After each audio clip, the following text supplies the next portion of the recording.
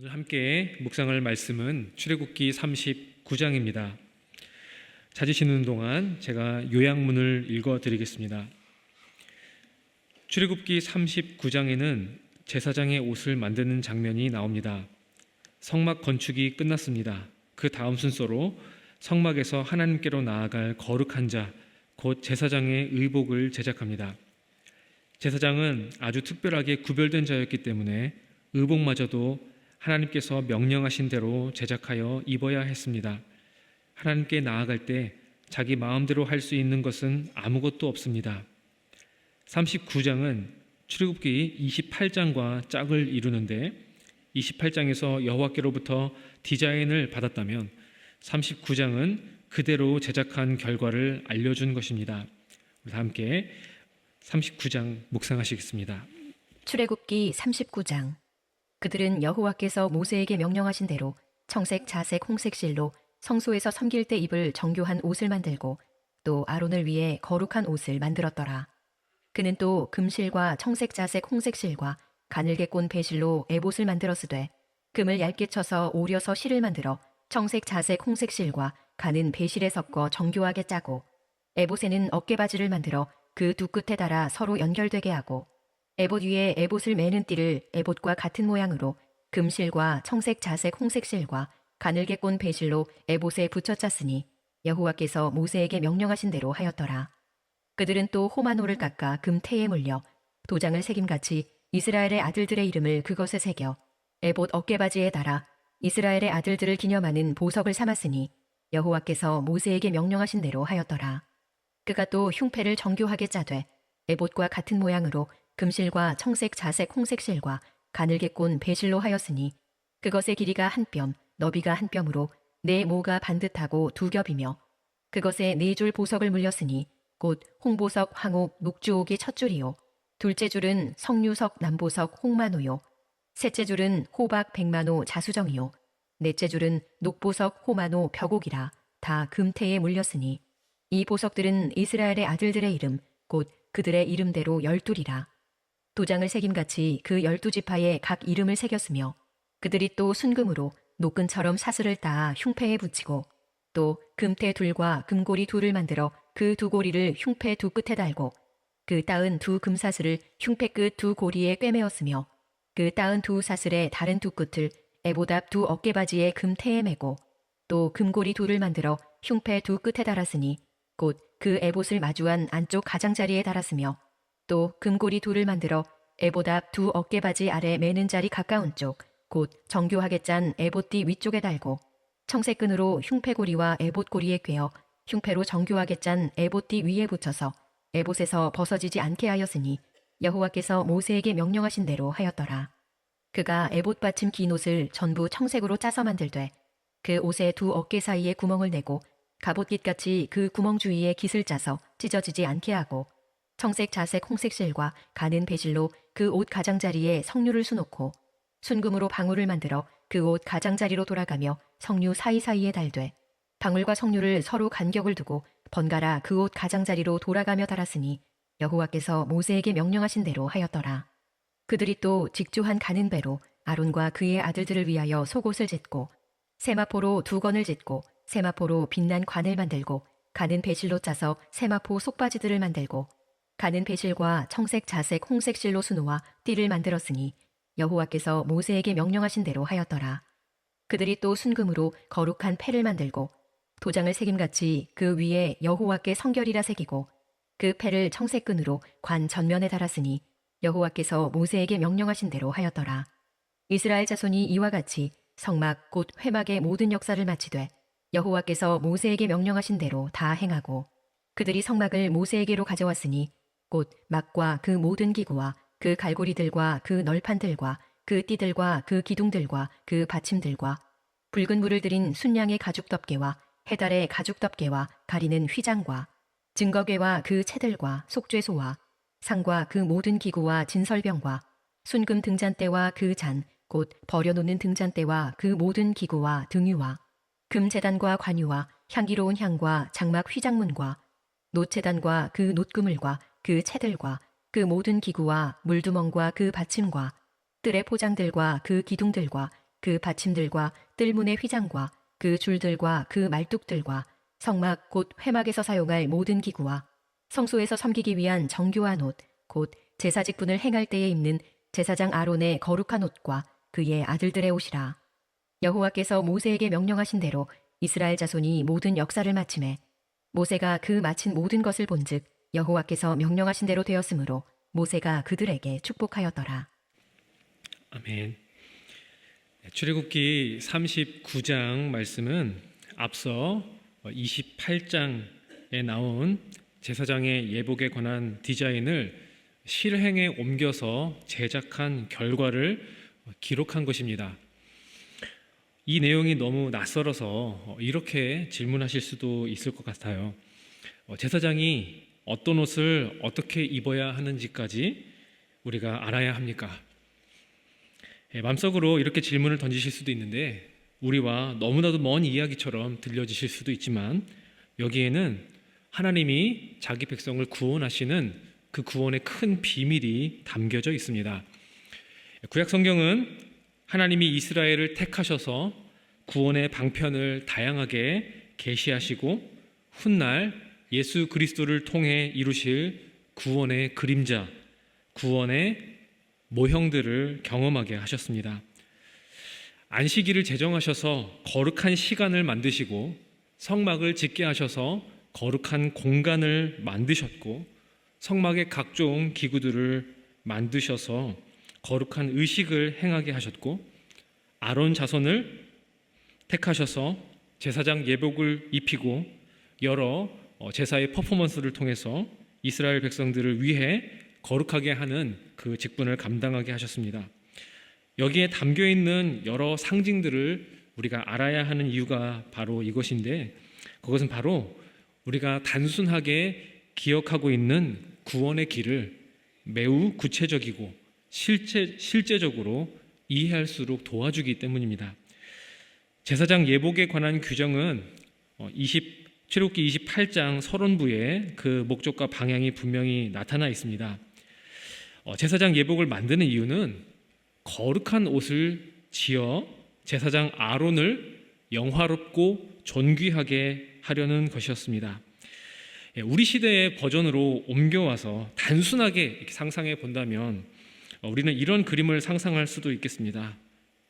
목회자를 꼭 제사장으로 등치시켜서 똑같이 연결할 수는 없지만 아주 단순하게 생각하면 이렇게 상상이 되더라고요. 목회자에게 가장 화려하고 가장 아름다운 옷을 입혀서 가장 비싼 옷을 입혀서 그 사역을 빛나게 하라.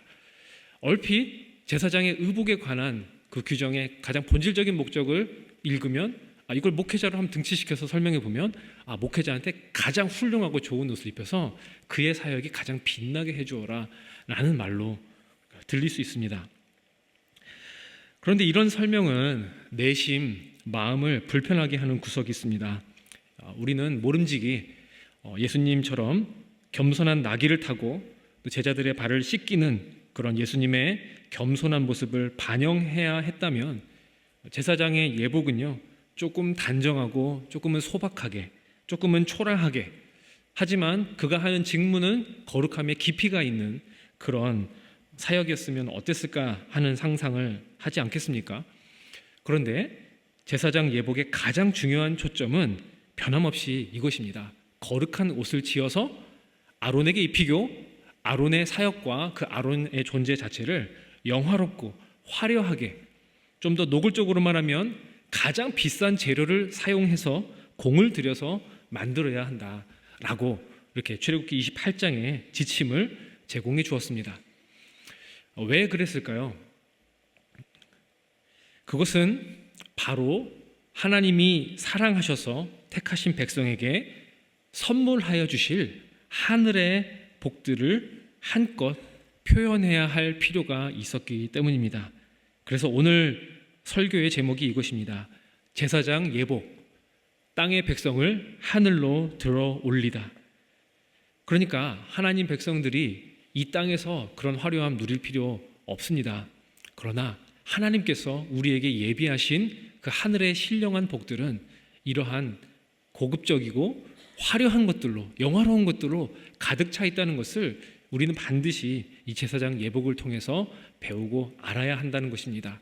또한 그것을 통해서 우리에게 앞서 우리에게 다가올 그 종말의 하나님 나라의 영광을 상상하고 기대하고 또 그것을 위해서 이 땅에서 또 수고하고 희생하고 애쓰는 그런 제자의 삶을 살아야 한다는 것이죠. 이 토요 새벽에 제사장 예복의 모든 것을 설명드릴 수는 없지만 먼저 간단하게 제사장 예복을 입는 순서부터 알려드리겠습니다. 첫 번째는 제사장 예복의 순서입니다.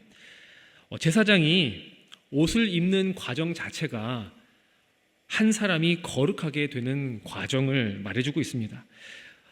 사람이 거룩하게 되기 위해서, 특별히 제사장이 거룩하게 되기 위해서 제일 먼저 무엇을 해야 했는지 여러분 기억하십니까? 바로 성경을 보시겠죠.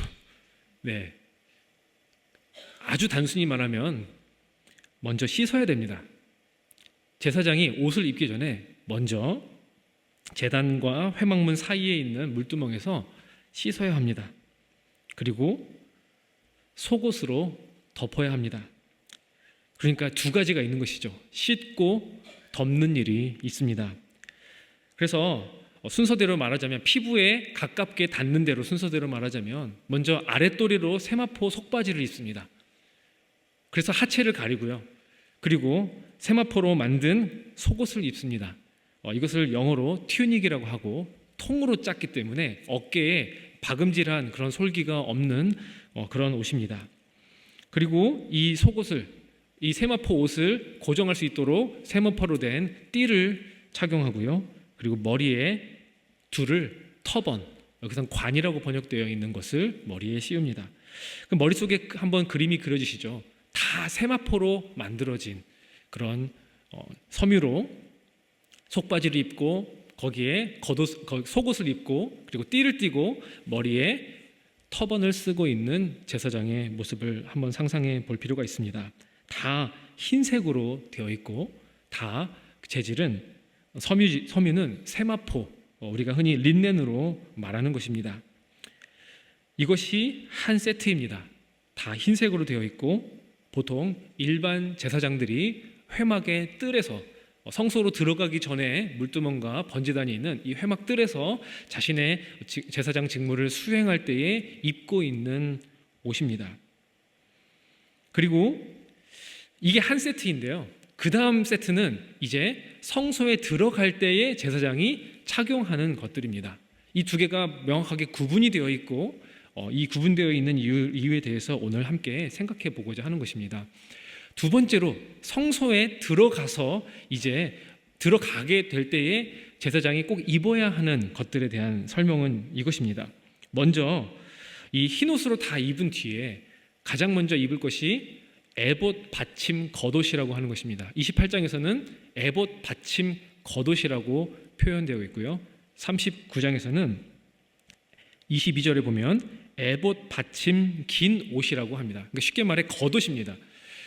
파란색으로 염료로 염색이 되어 있는 겉옷을 입고 그리고 그 겉옷 맨 아래에 술이 달려 있고 그 술이 석류와 금방울로 계속해서 연이어서 나타납니다. 그래서 성소에서 그 옷을 입고 그 파란색 옷을 입고 성소에서 일을 할 때마다 방울이 흔들리는 소리가 들리는 그런 모습을 상상할 수 있습니다. 그리고 그 위에 앞치마 형태로 된 에봇을 답니다.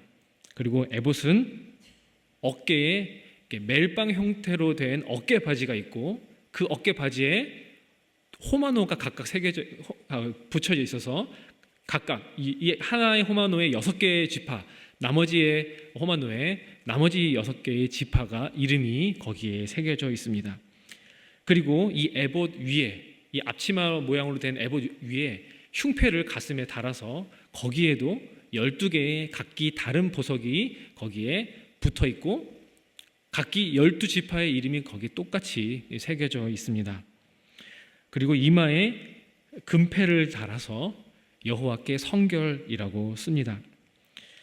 이런 기본적인 예복 중에서 오늘 함께 살펴보고 교훈을 삼을 내용은 두 종류입니다.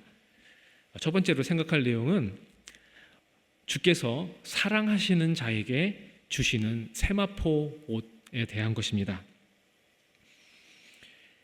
우리말로 번역하는 과정에서 계속 같은 단어를 다르게 번역하기도 하고 혼동이 있을 수 있는데, 속옷으로 표현된 모든 것이 다 세마포 옷입니다. 27절의 말씀을 보시면 이렇게 되어 있습니다. 그들이 또 직조한 가는 배로 아론과 그의 아들들을 위하여 속옷을 짓고, 이것을 속옷이라고 번역을 했는데 맨몸에 바로 그것을 입혔기 때문에 우리말로 속옷이라고 번역을 했고, 원래 원어로는 속옷이라고 번역될 만한 그런 단어는 아닙니다. 그렇게 표현하기에 좀 의미가 다르게 통하는 그런 옷입니다. 그래서 이것을 그냥 섬유 이름을 따라 세마포 옷이라 이렇게 번역할 때도 있습니다.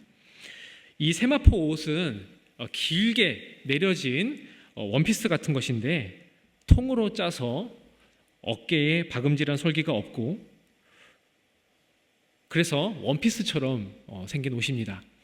아주 고급진, 아마 세마포는 보통 여기서 출애굽기에서 볼 때 가늘게 꼰 배실이라고 하는 게 세마포입니다. 왜 항상 배실은 가늘게 꼬아야만 했을까? 그게 가늘기 때문이죠. 그것을 아주 정성을 들여서 이 가는 섬유를 짜고 아주 여러 번의 수고를 들여서 만들어서 아주 부드러운 섬유를 만드는 것이 이 세마포 옷인데요. 특별히 이 옷은 매우 비싼 옷이어서 우리가 누가복음의 부자와 나사로의 비유를 보시면 부자가 이 세마포 옷을 입고 있다 이렇게 묘사를 합니다. 그러니까 예수님은 이 세마포 옷, 아무나 입을 수 없는 아주 비싸고 고급진 옷을 이 부자가 입었다는 것을 거기서 표현하고 있었던 것이죠. 그런데 이 세마포 옷은 히브리어로 케토넷이라고 부르는데요, 구약 성경에서 딱 3번 사용됩니다. 첫 번째로 하나님이 에덴에서 범죄한 아담과 하와에게 가죽옷을 지어 입히는데, 보통 우리가 주일학교에서 그림을 볼 때나 머릿속에서 상상을 하면 어떤 그림을 상상하죠? 짐승의 털옷을 입고 있는 모습을 상상합니다. 밍크코트나 아니면 다른 동물의 가죽을 그대로 지어 입힌 것처럼 생각하기가 쉽습니다. 그런데요, 이 케토넷이라고 하는 단어를 사용해서 가죽옷을 묘사했습니다. 그러니까 가죽으로 된 케토넷이라고 표현을 해서 아담과 하와에게 입혀줍니다. 이 가죽옷의 의미가 무엇인지 우리가 잘 알고 있죠. 아담과 하와가 범죄하고 자신이 벌거벗은 것을 깨닫고 난 후에 무화과 나뭇잎을 엮어서 자신의 치부를 가렸습니다. 그런데 그것은 온전하게 그의 수치를 가릴 수 있는 것은 아니었기 때문에 하나님께서 사랑하시는 자에게 그의 부끄러움을 가릴 수 있도록, 그의 죄를 덮을 수 있도록 하나님께서 이 가죽옷을 지어 입혀주신 것입니다. 하나님의 사랑과 용서를 나타내는 것입니다. 그리고 나서 또 이 케토넷이 등장하는 본문이 있습니다. 창세기에 보면 이 두 번째 제목이 뭐죠? 사랑하시는 자에게 주시는 세마포 옷이라고 했죠. 야곱이 특별히 사랑했던 아들이 있습니다. 여러분 누구죠? 야곱이 요셉을 특별히 사랑했습니다. 그래서 어떤 옷을 입혔죠? 채색 옷을 지어 입힙니다. 여기서 사용되는 단어가 또 케토넷입니다. 세마포 옷으로 짠 옷. 그래서 여러 다양한 색깔의 염료들을 입혀서 옷을 알록달록하게 아름답게 만든 그 귀한 옷을 지금 요셉에게만 입혔다라고 하는 것입니다. 하나님께서 사랑하시기 때문에 아담과 하와에게 가죽옷을 입혀주신 것처럼 야곱이 특별히 요셉을 너무나 편애했기 때문에 그렇게 이 케토넷을 입혀주었습니다. 그리고 나서 이제 하나님이 아론 제사장과 그 자손들에게 이 케토넷을 입혀주신 것이었습니다. 하나님은 그가 사랑하시는 백성에게 씻음과 덮음의 은혜를 주시는 줄로 믿습니다. 제사장에게 먼저 씻으라 하시고, 그리고 이 케토넷을 입어 너의 상체와 하체를 가려서 정결한 상태를 유지하라 라고 주문하신 것이죠. 무엇보다 이것이 속죄의 의미를 강하게 나타내는 또 다른 이유가 있습니다. 레위기 16장에 보면 대속죄일이 있습니다. 이 대속죄일에 대제사장이 1년에 한 번 지성소로 들어가죠. 그런데 그 지성소로 들어갈 때는 성소로 들어갈 때 입는 그런 파란 옷, 에봇, 흉패 이런 것을 달지 않고 오직 흰색으로 된 세마포 옷만 입은 채로 지성소로 들어갑니다. 그러니까 이 하얗게 된 모든 전신을 다 하얗게 두른 세마포 옷의 상징은 정결을 의미하고 속죄를 의미하고 하나님의 죄의 용서를 의미하는 것입니다. 그래서 하나님의 이 은혜를 제사장의 의복에서 이렇게 상징적으로 나타내고 있습니다. 그 다음에 생각할 의복은 3번 제목과 같습니다. 땅의 백성을 하늘로 들러 올리는 흉패와 에봇입니다. 성소에서 섬길 때 가장 먼저 입는 겉옷이 무엇이라고 했죠? 에봇 받침 겉옷. 바꿔 말하면 에봇 받침 긴 옷이라고 하는 옷입니다. 그 옷이 파란색으로 되어 있습니다. 이것은 하늘 성소에 들어간다는 의미에서 파란 옷을 입고 지금 성소에 들어가는 것입니다. 그리고 나서 그 위에 입는 것이 에봇과 흉패인데요. 우리가 잘 기억하다시피 양쪽 어깨에 이스라엘 백성들의 6지파의 이름이 각각 새겨져 있고 또 흉패에 각각 12개의 보석에 12명의 이스라엘의 아들들의 이름들이 거기에 새겨져 있습니다. 이것은 제사장이 이 모든 의복을 입고서 성소에 들어갈 때에 이스라엘 백성을 대표해서 서 있다는 것. 그러니까 제사장이 들어가는 것 자체가 이스라엘 백성 전체가 하나님 앞에 선다는 것을 나타내는 의미로 그렇게 옷을 입었던 것입니다. 그런데 여기서 사용되는 이 보석을 지고 있는 이 모습, 이 보석을 지고 있는 이 제사장의 모습을 우리가 한번 살펴보면 좋겠는데요. 28장 12절에 보시면요, 아론이 여호와 앞에서 그들의 이름을 그 두 어깨에 메워서, 이스라엘 지파의 이름을 메워서라고 표현을 합니다. 또 29절에 보면은 이제 흉패를 가슴에 붙여서, 그러니까 어깨에 메우는 것과 이스라엘 이름을 메우는 것과 그리고 이 흉패에 이스라엘 이름을 가슴에 붙이는 것, 메우고 붙이는 것, 이 단어는 우리 머릿속에 당연히 어깨에 있으니까 메운다고 표현하고 가슴에 있으니까 중력 때문에 떨어지지 않도록 붙인다라고 우리가 생각하기가 쉽습니다. 근데 번역을 그렇게 해서 그렇지 원어를 보면요, 나사라는 단어를 씁니다. 이게 무슨 단어냐면 들어 올린다는 뜻이에요. 나사라는 단어가 구약 성경에 너무나 많이 쓰이기 때문에 다양하게 번역될 수 있지만 가장 많이 사용되는 이 나사의 용례는 들어 올린다라는 것을 의미합니다. 그러니까 쉽게 말해 아론이 지금 서쪽으로 동쪽으로 문이 나 있는 그 방향으로 성소로 입구로 들어가면 이제 그 들어가는 것 자체가 제사장이 하늘에 하나님의 보좌가 있는 곳으로 올라가는 것과 같습니다. 그러면 올라가자마자 올라갈 때에 자연스럽게 뭐가 올라가는 거죠? 아론의 양쪽 어깨와 가슴 흉패에 있는 이스라엘의 이름이 함께 올라가는 것입니다. 그러니까 어깨에 메운다는 말과 가슴 흉패에 붙인다는 말을 원어를 더 살려서 번역을 한다면 이스라엘의 이름을 하나님 앞에 올려드린다는 그런 의미를 가지고 있는 것입니다. 이스라엘을 하늘의 하나님께로 들어 올린다는 의미는 특별히 이스라엘 백성들의 역사를 떠올리면 더 감동적으로 이해할 수 있을 것 같습니다. 이스라엘의 12지파의 이름을 들어 올린다는 것, 그것은 아론이 한 개인으로 하나님 앞에 하늘 성소에 들어가는 것이 아니라 400년에 걸친 압제와 슬픔의 긴 역사를 지나서 이제 중보자 제사장을 통해 하늘 성소로까지 들어 올려지는 하나님 백성의 반전스러운 운명을 나타내는 것입니다. 성소가 하늘과 땅이 만나는 에덴을 회복하는 것이듯 제사장의 의복 자체가 땅의 백성을 하늘 성소로 들어 올리는 과정인 것입니다. 그렇다면 우리는 왜 제사장의 의복이 영화롭고 아름다워야 했느냐에 대한 질문에 이제는 좀 답할 수 있을 것 같습니다.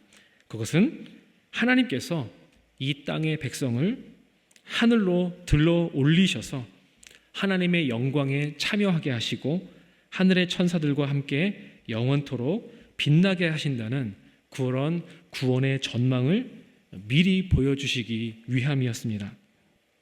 그러니까 쉽게 말해 우리식으로 말하면 천국의 소망을 우리 마음 가운데 불러일으키게끔 그 의복을 입히게 하셨다는 것입니다.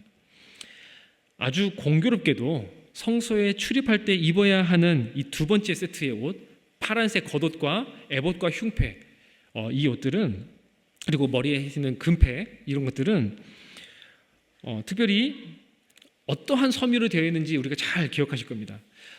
입에 붙을 정도로 우리가 많이 하죠. 청색, 자색, 홍색 실과 가늘게 꼰 배실로 되어 있습니다. 그런데 제사장의 의복에는 우리가 이것을 휘장을 만들 때 내부 앙장이라고 하는 그 성막을 덮는 휘장을 만들 때에 이것이 어떻게 만들어졌는가, 그리고 성소의 문과 성소와 지성소 사이의 문을 만들 때에 이 실을 사용하는 것을 우리가 기억하고 있는데요.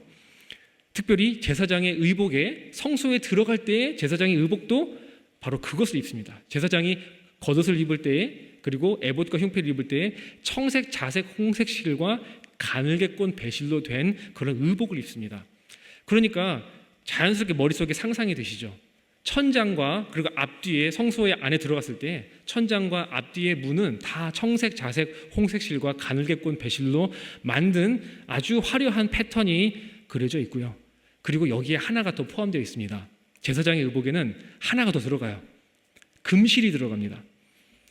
청색, 자색, 홍색 실, 가늘게 꼰 배실과 금실이 같이 직조되어서 만들어진 의복이 제사장의 의복입니다. 그러면 제사장이 성소에 들어가면 자연스럽게 천장과 앞뒤 문에 있는 그런 화려한 청색, 자색, 홍색 실과 가늘게 꼰 배실의 그 패턴이 있고, 그리고 좌우 벽에 뭐가 있죠? 금으로 칠해져 있는 널판이 있습니다. 그러니까 제사장이 성소에 들어가면 자기가 입는 옷 그 자체가 바로 하늘의 영광으로 입혀지는 것을 의미합니다. 천장과 외벽에 있는 그 칼라와 재질들을 그대로 제사장 의복이 압축적으로 가지고 있는 것이죠. 그러니까 하늘에 예비한 신령한 복으로 이 제사장을 영화롭게 입혀주고 존귀하게 하고, 그렇게 하나님께서 높게 대우해 주신다는 그런 이미지를 아주 잘 표현해 주고 있습니다. 말씀을 우리가 정리하면서 또 이렇게 마음의 교훈을 삼았으면 좋겠습니다. 여러분, 제사장의 예복은 하나님이 이 땅에서 자기 백성이 겪었던 압제와 슬픔의 역사를 지나서 그들의 죄를 사하고 그들에게 영화와 존귀로 관을 씌워주시고 옷 입혀주셔서 그렇게 하늘로 들어 올리시는 그 구원의 이미지를 너무나도 극적으로 드라마틱하게 연출해주고 있습니다. 우리는 예수님께서 우리의 제사장이심을 믿습니다. 그리고 그 예수님과 연합하여 이미 우리가 하늘에 안침받은 존재라고 에베소서에서는 가르치고 있습니다. 주님은 우리의 허물과 우리의 연약함과 우리의 방황에도 불구하고 우리를 부활 승천하신 예수님과 함께 하늘에 앉히시는 분이심을 믿습니다. 하늘의 천사들 앞에서 부끄럽기 그지없는 우리를 형제라 부르기를 부끄러워하지 않으시고 도리어 우리를 천사보다 더 영화로운 존재로 높여주시는 분이심을 믿습니다.